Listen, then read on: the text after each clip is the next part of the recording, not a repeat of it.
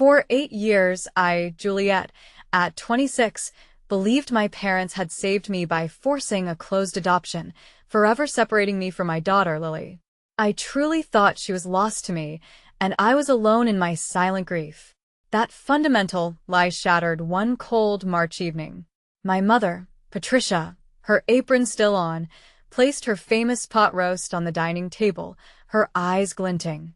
She'd just seen my fiancé, Ben, with Lily and planned to expose my past.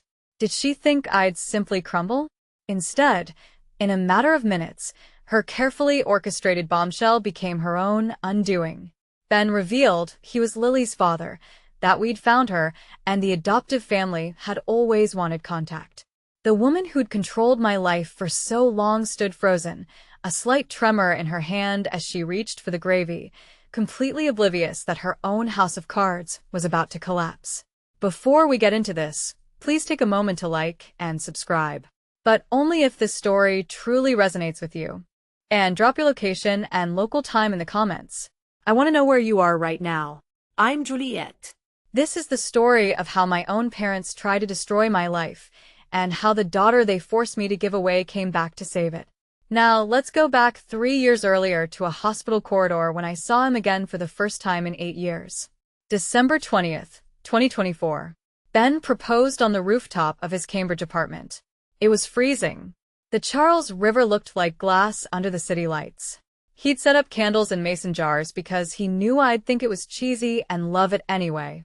When he got down on one knee, he said, "I lost 8 years with you. I don't want to lose 8 more days." I said yes before he finished the sentence. The ring was a vintage sapphire, his grandmother's. She died when he was 12. He told me once that she was the only person in his family who understood him. "Family heirloom for the family we're building," he said. I should have known my parents would find a way to poison it. We set the wedding for March 29th, 2026. Old South Church for the ceremony, the Fairmont Copley for the reception. Classic Boston wedding. I sent out 128 invitations. My mother called the day after I mailed them. "White roses are so common, Juliet. What will the church ladies think?" I'd picked white roses because they were simple, because they didn't scream for attention, because I wanted the day to be about Ben and me, not about impressing Patricia Anderson's church friends. But I didn't say that. I just said, "I like white roses, Mom." She sighed like I'd personally disappointed her. "Well, it's your wedding." That phrase, "it's your wedding." She made it sound like a threat. Ben's family was different. His parents drove down from Vermont the week after we got engaged. His mother cried and hugged me for a full minute. His father shook Ben's hand and said, "You picked a good one, son." His sister Carolyn pulled me aside in the kitchen and said, "I'm so glad he found you again. He was lost without you." I didn't know what to say to that because I'd been lost too. I handled most of the wedding planning alone. My mother offered to help, then criticized every choice. The venue was too modern. The menu was too simple. The invitations were too plain. I kept a seating chart on my desk. I must have revised it 20 times. Every version, I moved my parents' table farther from the head table. Final version, table 8, near the exit. I told myself it was just wedding stress. Normal mother-daughter tension. I was wrong. Early March, my best friend Claire cornered me in the hospital break room. Claire's a nurse, too. Pediatrics. She's known me since nursing school. She knows everything. She set down her coffee and said, "Your mom's been asking weird questions about you." "What kind of questions?" "How long have you and Ben been together? Have you dated much since nursing school? Does Ben know your history?" My stomach dropped. She said that. The history part? Not in those words, but she was fishing jewels. Hard. I stared at my lukewarm tea. She doesn't know about Lily. She can't. Claire's expression said otherwise. Maybe you should tell her before she finds out another way. There's nothing to find. Closed adoption means closed. No one knows where Lily is. Not even me. I believed that when I said it. 2 days later, my phone rang. It was my mother. "We need to talk about the wedding," she said. Her voice had that sugar-coated edge. "And about Benjamin." "What about him?" "We barely know him, sweetheart. Why don't you both come to dinner? Saturday, 6 o'clock. I'm making pot roast. It wasn't a request. It was a command wrapped in pleasantries. I almost said no. But refusing would have caused scene. A guilt trip. Weeks of passive-aggressive comments. So I said yes. Ben was grocery shopping when she called.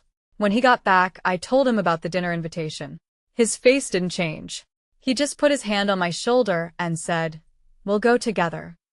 I hung up with a feeling I couldn't name.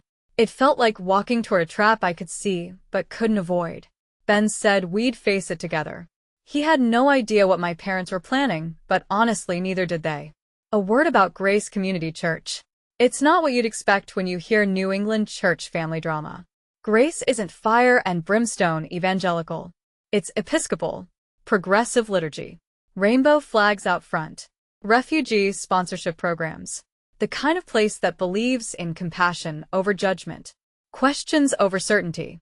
My parents are relics. Old guard members who've been there 40 years, back when the church was more conservative.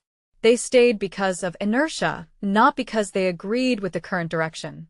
Most of the congregation now is young families, social workers, teachers, people who choose grace over shame. That distinction would matter later. Because when my parents tried to weaponize church opinion against me, they'd forget. This wasn't their church anymore. To understand what happened at that dinner, you need to understand what they were trying to protect. What they'd been hiding for 8 years. Fall 2013. I was 16, a junior at St. Catherine's. Ben was 18, a senior. We met in the library. He was sketching building designs for his architecture portfolio. I was supposed to be studying for calculus. I asked what he was drawing. He showed me a house with wraparound porch, big windows, trees. Future project, he said. College assignment? No. Someday project when I have a family. He gave me that sketch on my 17th birthday. I still have it. It's in a box in my closet folded along the same creases from when I used to carry it everywhere. We dated for 2 years. He went to MIT for architecture. I was planning on pre-med at Boston College. My mother tolerated the relationship. Barely. He's too old for you, Juliet. 2 years isn't that much. But to her, it was proof I was making bad decisions. We were careful. We thought we were. December 2016, I was 18, freshman year at BC. I missed my period. I took the test alone in my dorm bathroom. 2 lines. Positive. I stared at it for 20 minutes. I should have told Ben first, but I was scared and stupid. And I thought my mother would help me figure it out. So I drove home that weekend and told her. I was crying. I said, "Mom, I'm pregnant. I don't know what to do." She didn't hug me, didn't ask if I was okay. Just said, very quietly, "You're going to fix this." Quietly. I knew what she meant. I'm not getting an abortion. Her face went cold. Then we'll handle it another way. That's when everything changed. That's when they took control. January 2017, my parents found out I was 2 months along. They pulled me out of Boston College, told the school I was taking medical leave for health issues. I spent the next 8 months locked in their house in Wellesley, technically homeschooled, actually just sitting in my childhood bedroom, feeling her move inside me, trying to imagine a way out that didn't exist. They cut off all contact with Ben, used my email to send him a breakup message. "I think we should break up. This isn't working." He called. My mother answered my phone, told him I didn't want to talk to him, that I needed space. He tried for 2 weeks, then he stopped. I wanted to run. Every single day I planned it, but I was 18, pregnant, with no money and nowhere to go. My father made it clear, if you contact him, we cut you off. No college, no car, no phone. You'll have nothing. So I stayed, and I let them plan my daughter's disappearance. August 13th, 2017, 3:42 in the morning, Newton Wellesley Hospital. Labor took 16 hours. My mother and father were there. So was the adoption social worker, a woman in a gray suit with a clipboard and a sympathetic smile that didn't reach her eyes. I gave birth to a baby girl, 6 pounds 8 ounces, dark hair, perfect. I asked to hold her. My mother said, "It's better if you don't." Clean break. The social worker nodded. It's easier this way. But there was a nurse, young, maybe 25. She looked at me, then at the baby, then back at me. She said, "I can give you a couple minutes." She placed my daughter on my chest. 90 seconds. That's all I got. I tried to memorize everything. The weight of her, the warmth. She had a tiny birthmark on her left shoulder shaped like a crescent moon. I whispered, "I'm so sorry." Then my mother said, "That's enough." The nurse took her away. I was sobbing. Couldn't stop. Couldn't breathe. I asked, "What's her name? Please, just tell me her name." The social worker said, "The adoptive family will name her." They offered me something to help me sleep. A sedative. I was so broken I said yes. When I woke up 6 hours later, she was already gone. In someone else's arms. In someone else's home. With someone else's name. And I didn't even get to say goodbye. August 14th, 2017. I signed the relinquishment papers. Closed adoption. No contact. No information. No updates. Ever. My mother stood over me while I signed. "You'll thank us when you're older," she said. I went home. Locked myself in my room for 3 weeks. Depression hit like a freight train. I couldn't eat. Couldn't sleep. Couldn't think about anything except those 90 seconds. My parents acted like it never happened. My mother converted the nursery we'd set up into a guest room within a week. No point dwelling, she said. I started therapy in October 2017. My therapist was kind, patient. She told me, "You experienced a traumatic loss. Grief doesn't have a timeline." I said, "But I chose this, didn't I?" She looked at me for a long time. Then she said, "Did you?" Every August 13th for the next 8 years I called in sick to work, stayed in bed, counted the hours since I'd last held her, which was 90 seconds. My parents never asked why I was sick on August 13th every year. They knew. And on year 8, the day I thought would destroy me like all the others, Ben walked back into my life. I switched to nursing school in 2018, Simmons University. I couldn't save my daughter. Maybe I could save someone else's. Graduated in May 2021, started at Children's Hospital Boston a month later. Pediatric unit. Every baby I held was a reminder. My therapist said that was either self-punishment or an attempt at healing. Maybe both. I kept minimal contact with my parents, holidays only, surface-level conversation. We never talked about what happened, but I thought about her every day. I built a life that looked normal from the outside. Job, apartment in Cambridge, friends, therapy. I even dated a few times. Nothing serious, but every August 13th I disappeared. The ritual was always the same. I'd drive to the Newton Wellesley Hospital parking lot, park in the same spot where my parents parked that night, and I'd sit there. I'd count the years. First birthday, second, fifth. I'd wonder, what does she look like? Does she know she's adopted? Does she think about me? August 13th, 2022. I sat in that parking lot and whispered, "You're 5 today. Do you like kindergarten? Do you have my eyes?" No one answered. Claire asked me once why I didn't try to find her. I said, "Closed adoption means she doesn't want to be found." I was wrong about that, too. In my apartment, I kept a small box in the back of my closet. Inside were 8 birthday cards, one for each year. I'd write them on August 13th, seal the envelope, and put them in the box. I never sent them. There was no address to send them to, but I wrote them anyway.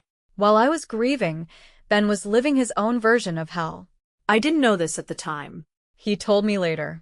He finished MIT in 2020, started an architecture firm with a college friend, took on projects around Boston. He dated a few people, nothing stuck. He told me later, "Every relationship I tried felt like replacing you. I couldn't do it." In his sketchbook from 2018, there are pages and pages of house designs. All of them have the same detail, a nursery facing east, labeled for morning light. He didn't know why he kept drawing it. 2022.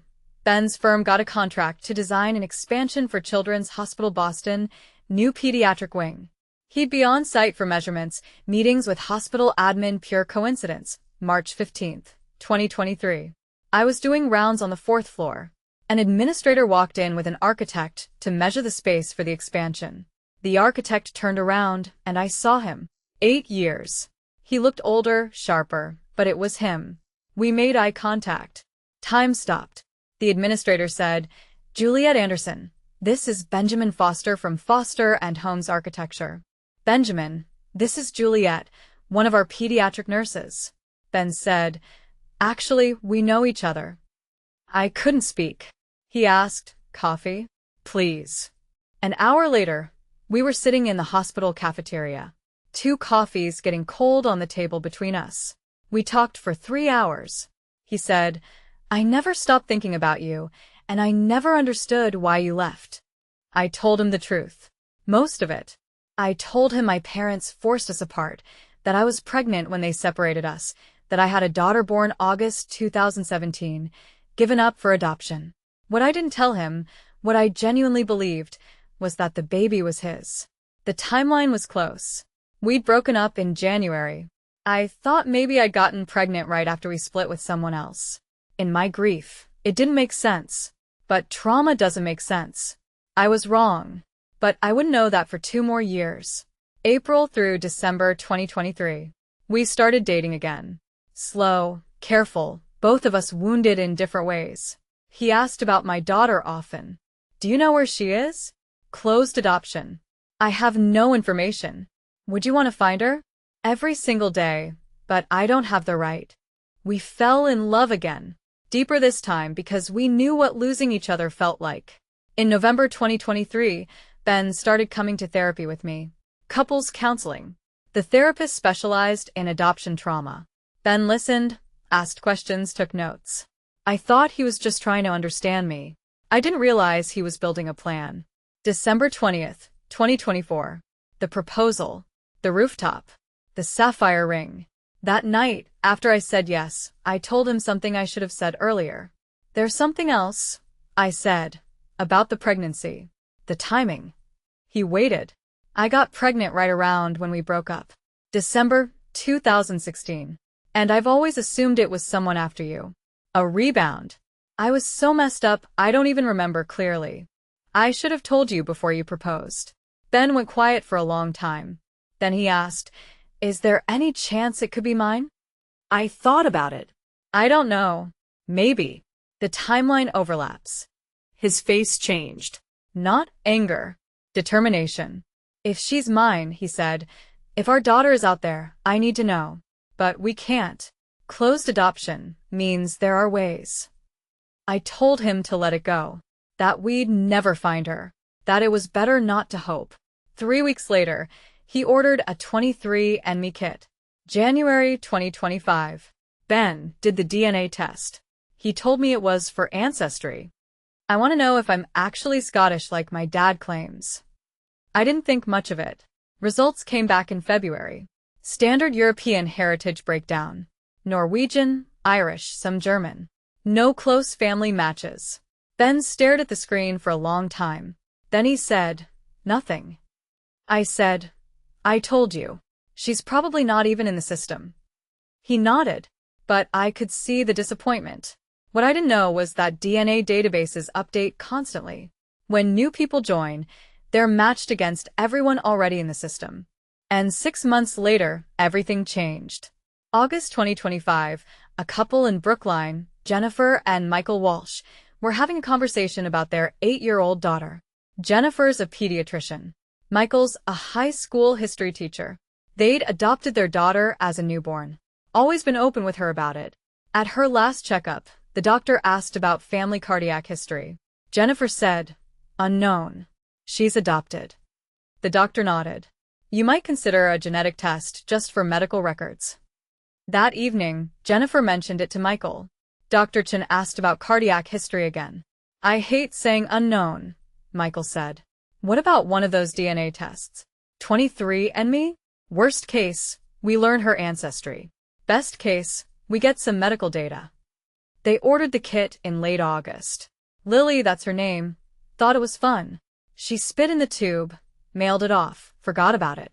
September 3rd, 2025, the results came back. The system immediately flagged a match. Close family match. Benjamin Foster. Relationship, possible father.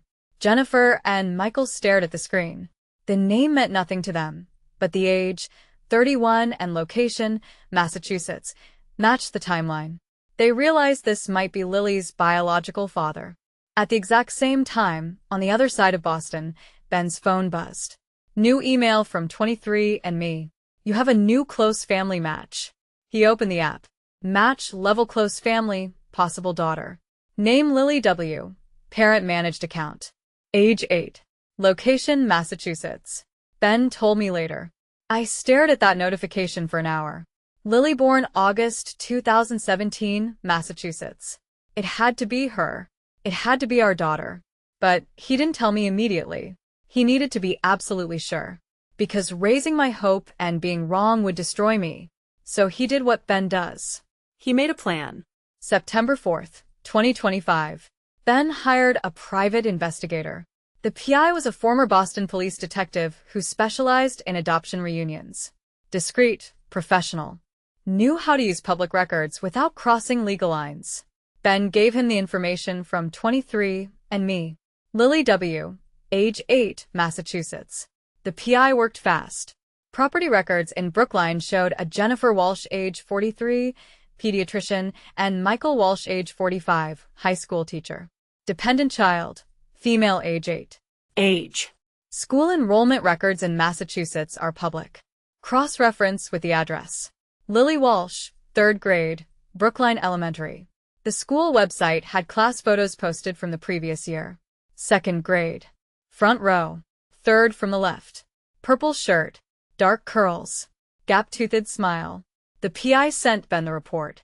23 pages. The photo was on page 1. Ben told me later. The photo showed a little girl with dark curls, and my smile, and your eyes. And I knew, beyond any doubt, she was ours. The question was, what now? September 21st, 2025, Ben sat me down in his apartment.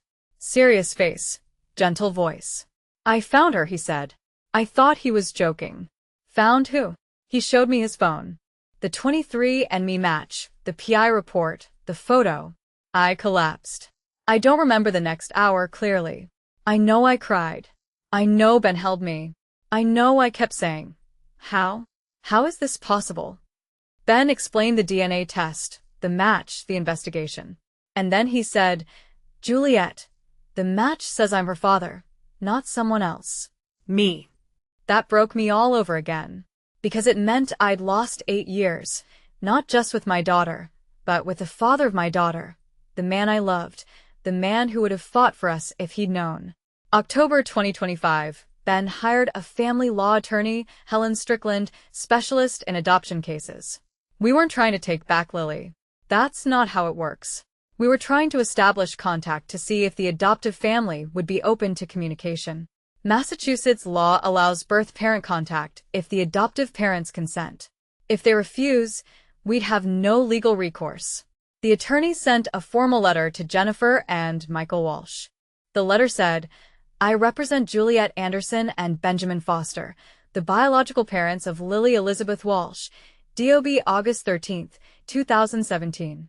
My clients recently became aware of their genetic relationship to Lily through DNA testing. They are seeking to establish contact with Lily if the family is open to such communication. This is not a legal challenge to the adoption. This is a request for voluntary reconnection. We waited 3 weeks. No response. I started to accept that maybe closed meant closed. Then Jennifer Walsh called the attorney back. November 2025, Helen put the call on speakerphone. Ben and I sat in her office, holding hands, barely breathing. Jennifer's voice was warm, kind. I got your letter. I want you to know Michael, and I have always wanted Lily to know her birth parents. We tried to maintain contact after the adoption, but we were told the birth mother wanted no contact. A clean break. My blood went cold. Helen asked, who told you that? The adoption agency. They said they'd reached out on our behalf, but Juliet had requested no further communication. I'd never said that. My parents had. Jennifer continued, Lily asks about her birth mother every year on her birthday. We've told her we'd help her find you when she was ready. We had no idea you were looking, too. Ben and I were both crying. Jennifer said, "We're not threatened by you. Lily's lucky to have so many people who love her. We'd be honored to arrange a meeting." We set it up for February, supervised by a family therapist. 1 hour, Walsh family home in Brookline. Lily was told ahead of time, "Your birth parents want to meet you." She said yes immediately.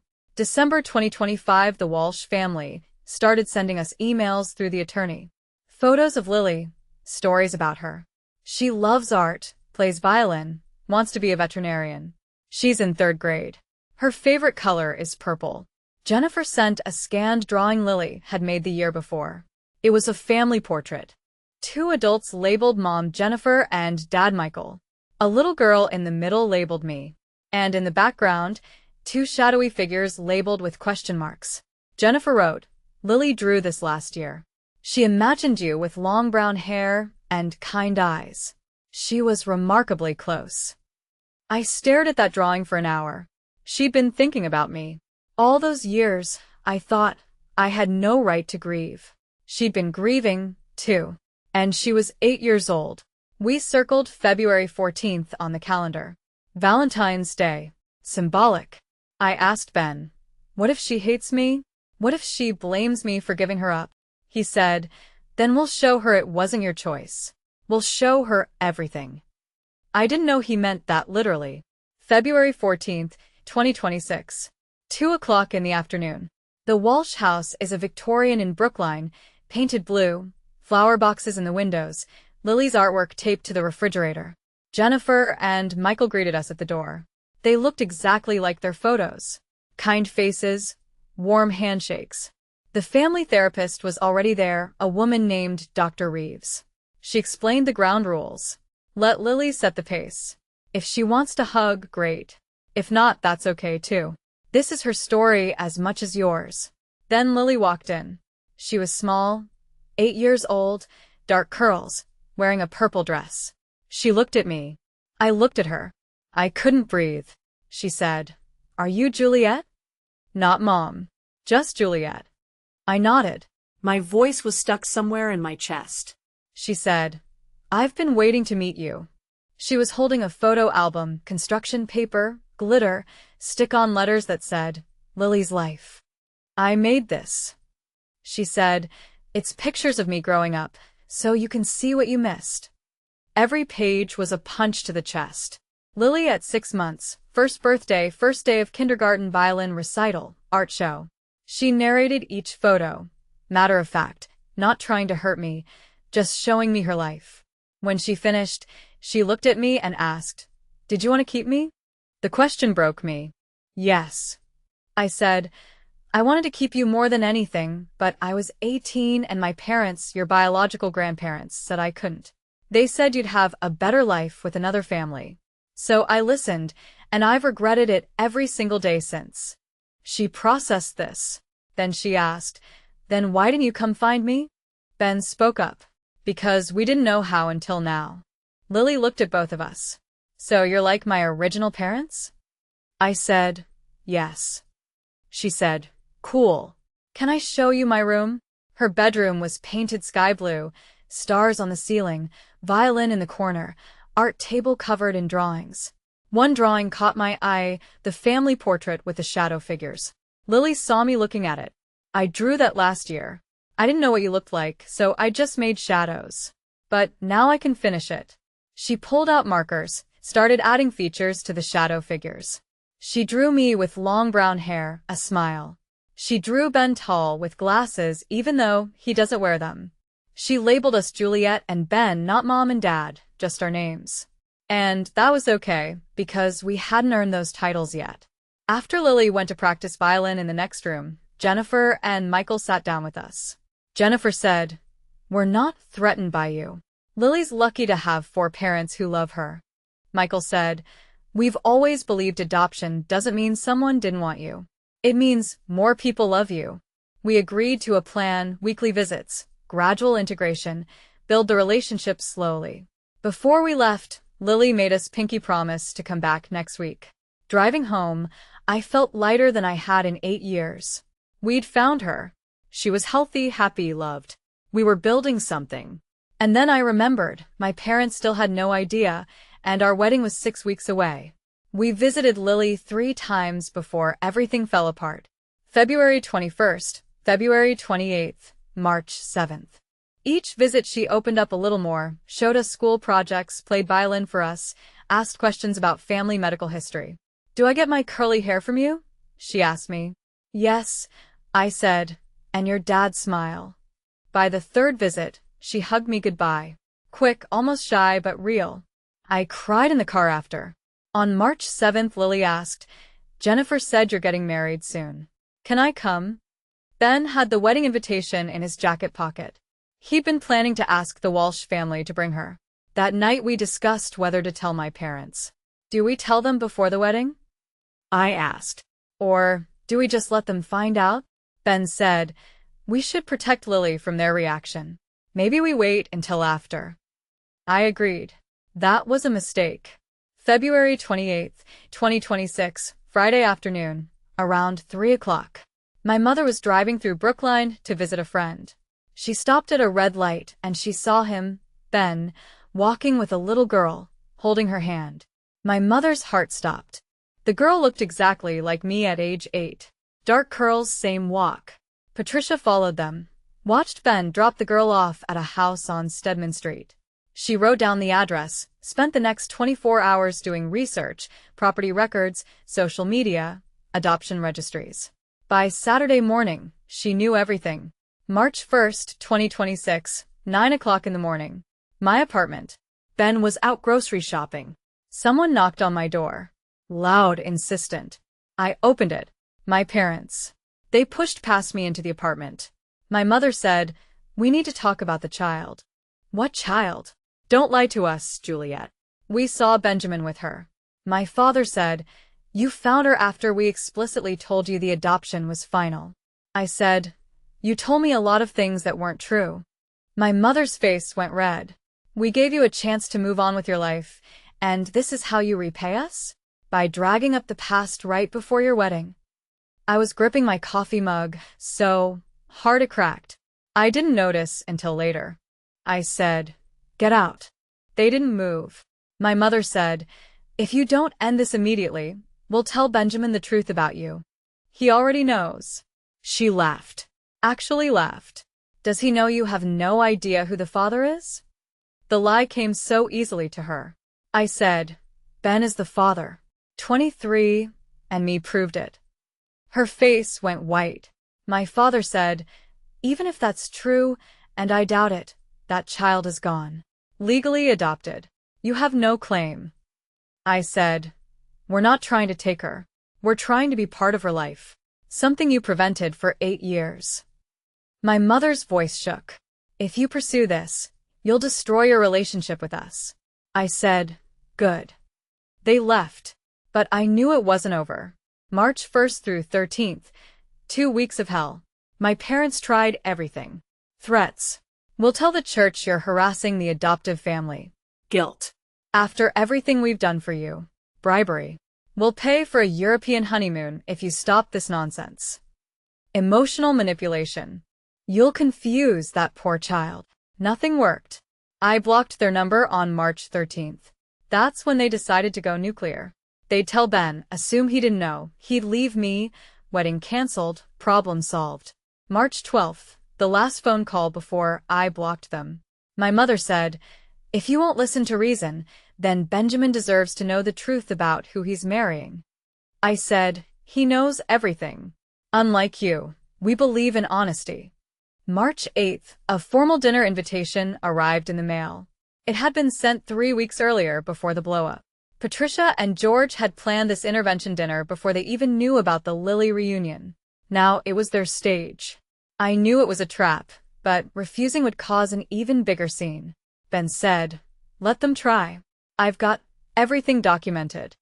I asked, "What if they have some proof I don't know about? Some lie I can't disprove?" He opened a folder on his phone labeled Lily. Inside, 23andMe results, emails with the Walsh family, therapist notes, photos with Lily, legal timeline, everything. "Then we'll disprove it together," he said.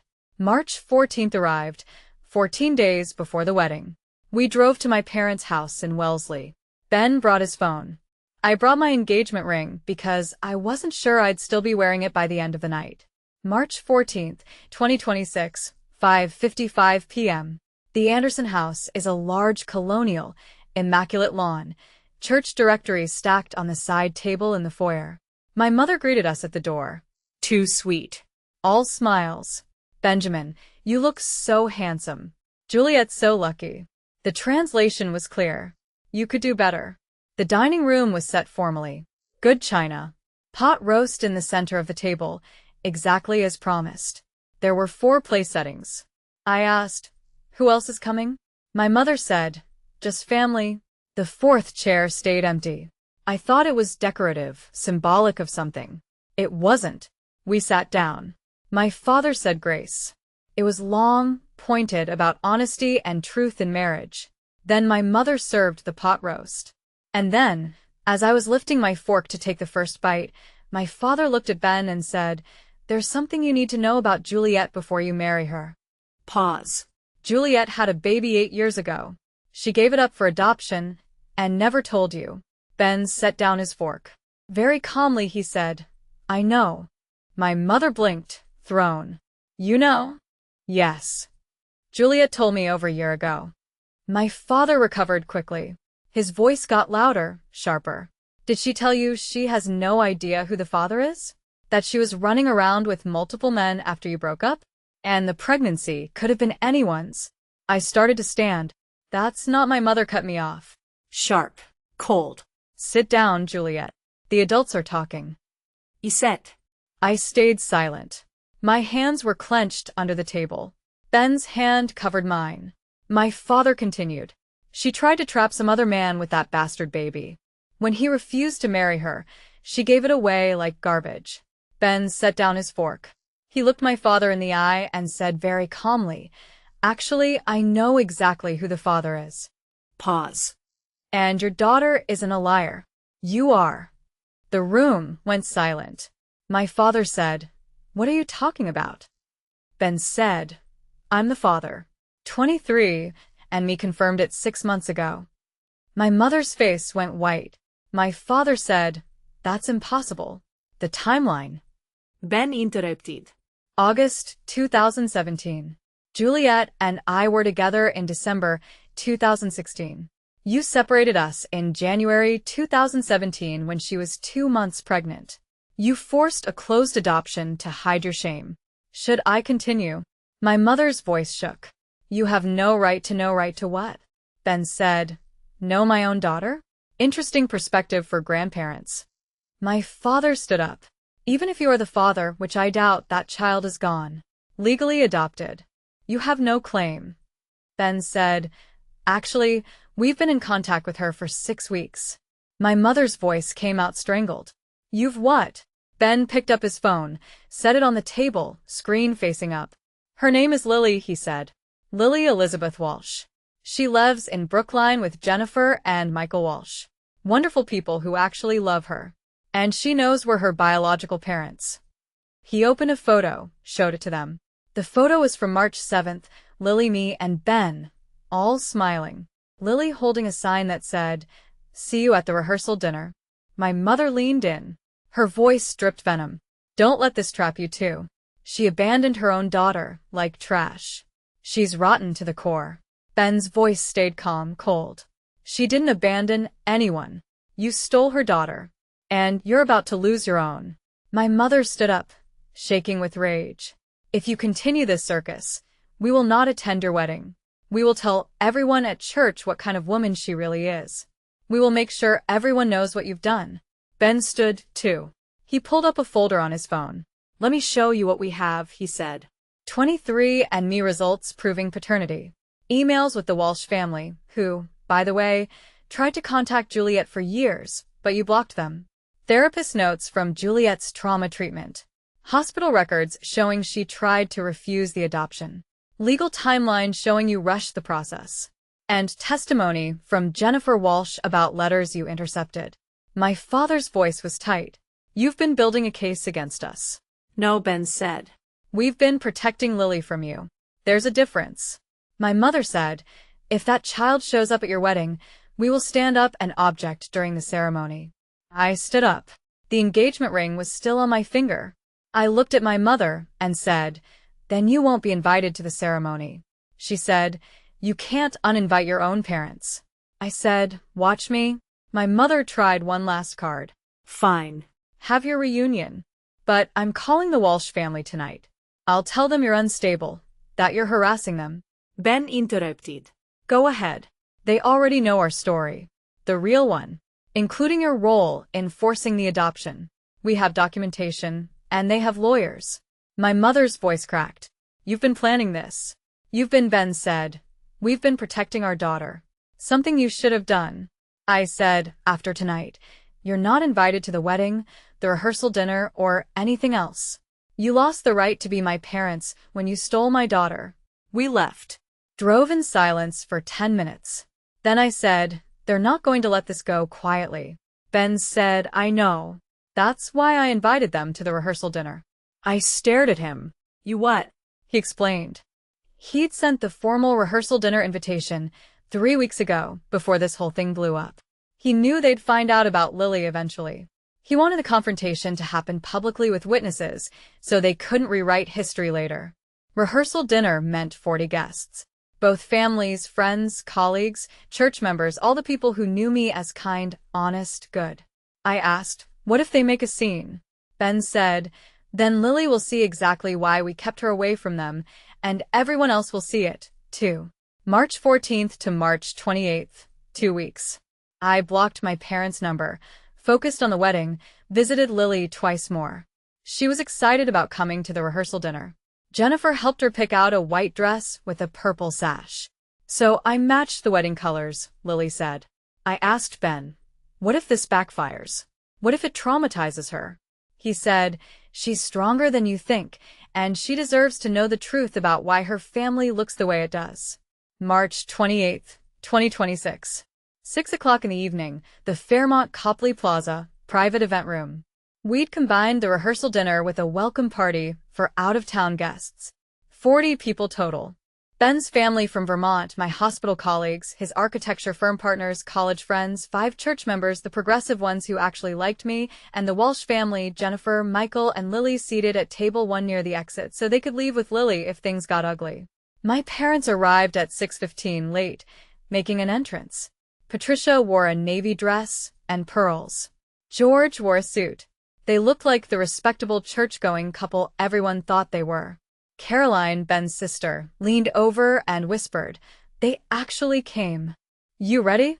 I said, no, but let's do it anyway. Dinner started. The food was good. Salmon, roasted vegetables, conversations buzzed, speeches began.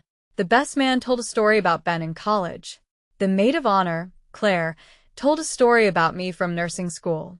Ben's father stood up, talked about finding your way back to love, about second chances. My parents sat stone-faced through all of it. Then Ben stood up. The room quieted. He said, most of you know that Juliet and I dated in high school. What you might not know is that we broke up for 8 years. We were separated by circumstances beyond our control. Family issues, miscommunication, bad timing. His eyes flicked to my parents. But 3 years ago, we found each other again. And this time, nothing was going to keep us apart. He looked at me. Juliet is the strongest person I've ever known. She survived things that would break most people. And she's done it with grace and kindness that still amazes me. He paused. There's someone else who wants to say hi. He gestured to the door. The door opened. Jennifer Walsh walked in, holding the hand of a little girl in a white dress with a purple sash. Lily. The room went completely silent. Lily walked toward the head table. Her eyes were on me. My mother's face went chalk white. My father half stood, then sat back down. Lily reached me, smiled. Hi, she said. I'm Lily. Then she turned to face the room. Small voice, but clear. I'm Juliet and Ben's daughter. Well, biological daughter. I have 2 moms and 2 dads. It's kind of cool. Someone in the back asked, you have a daughter? Claire stood up. Yes. And it's a beautiful story. Let them tell it. Ben explained. Briefly, factually, 8 years ago, Juliet and I were separated. She was pregnant with my daughter, but I didn't know. Her family arranged a closed adoption. For 8 years, we thought we'd never see Lily again. Then 23andMe brought us together. Her adoptive parents, Jennifer and Michael, have been incredibly generous in letting us reconnect. Jennifer stood up, her hand on Lily's shoulder. Lily's lucky to have so many people who love her. We're honored to share her with Juliet and Ben. My mother stood up. Her voice shook. This is inappropriate. This child should not be here. Caroline, Ben's sister, said, "Excuse me, who are you?" My mother said, "I'm Juliet's mother." Caroline said, "The same mother who forced an 18-year-old to give up her baby? That mother?" Patricia said, "We did what was best for." Ben's father stood up. For who? Certainly not for Juliet. Or for Lily. The room was staring at my mother. No one was on her side. My father tried to pull Patricia toward the door. She shook him off. She turned to Lily and said, "You don't belong here." Lily looked at her. Small, 8 years old, white dress. She said, "Are you my grandma?"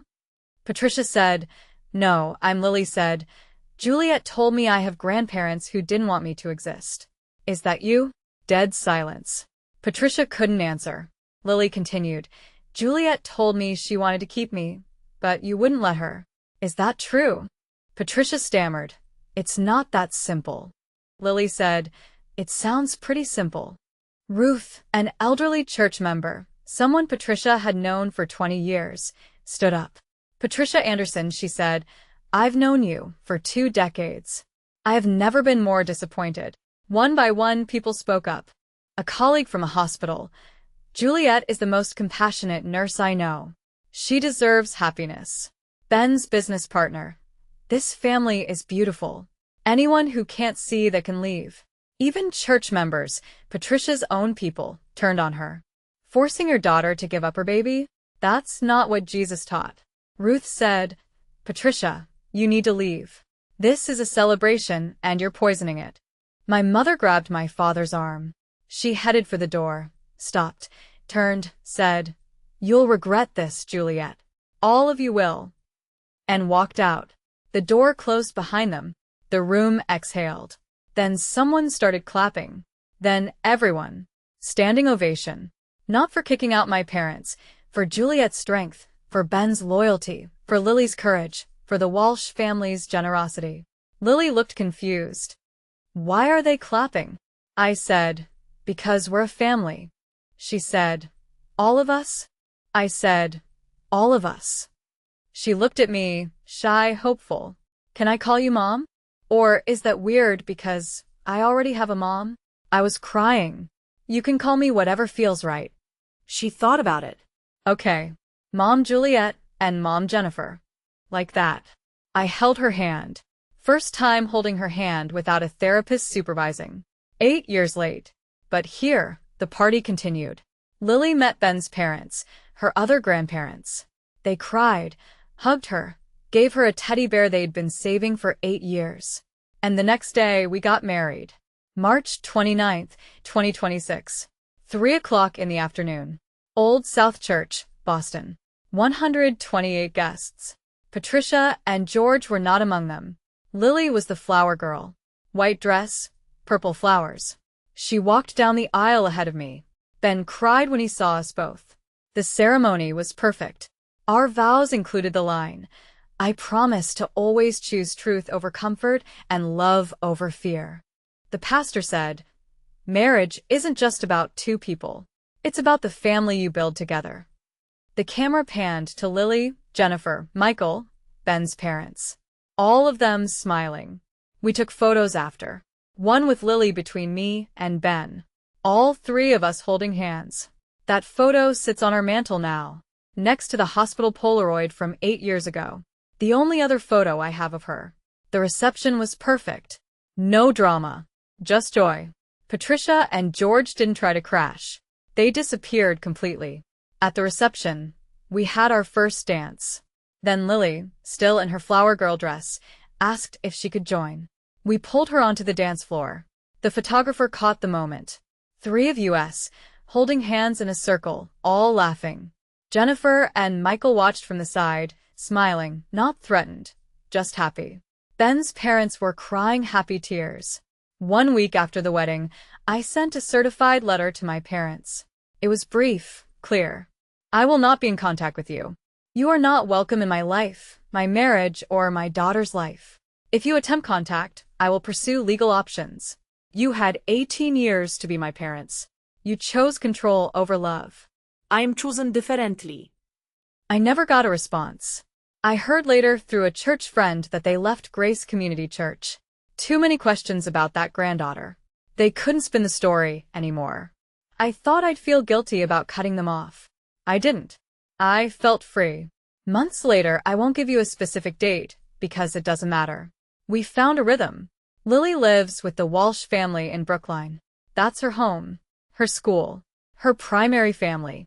But she stays with us every Wednesday for dinner and every other weekend. We're in family therapy. All 6 of us. Me, Ben, Jennifer, Michael, and Lily. Plus the therapist. It's working.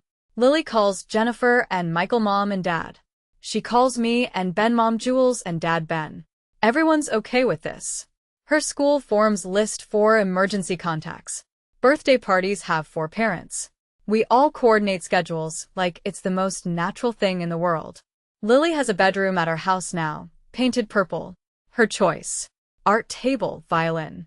It looks exactly like her room at the Walsh house. She told a classmate once, I have 4 parents. It's like having built-in backup. Some people ask if I regret cutting off my parents. I don't. I regret the years I spent trying to earn love from people incapable of giving it. But I don't regret fighting to get my daughter back. Some families you're born into. Some you build. And some, the ones worth everything, you fight like hell to reclaim. We did all 3. And we're not done yet.